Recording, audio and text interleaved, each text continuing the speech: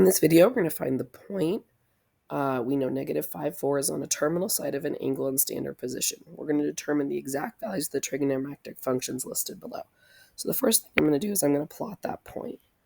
So I know that that point is -5 to the left. So I'm going out -5, and I'm going up 4.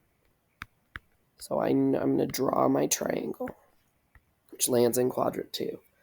And now I am going to find the hypotenuse by using the Pythagorean theorem. It kind of looks like a 3, 4, 5, but the 5 would have to be on the hypotenuse for it to be a triple. So I do need to do the Pythagorean theorem. So I'm going to do 4 squared plus -5 squared equals, and I'm just going to call it r squared. It doesn't matter what letter you use. 4 squared, 16.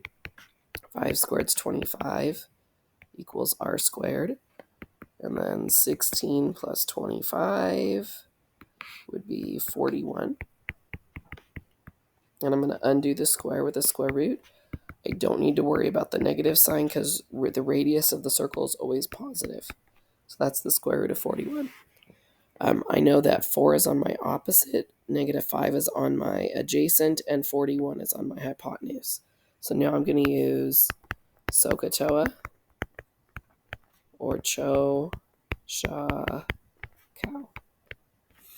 Okay, so sine is opposite over hypotenuse. So my opposite is 4.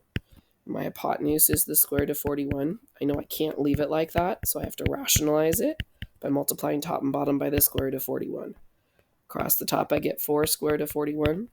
And on the bottom, square root of 41 times square root of 41 is just 41. Secant is the hypotenuse over the adjacent. So the hypotenuse is the square root of 41. The adjacent is -5. I'm going to float that negative out in front, which when you're typing into Otis, you need to do that to get the answer right.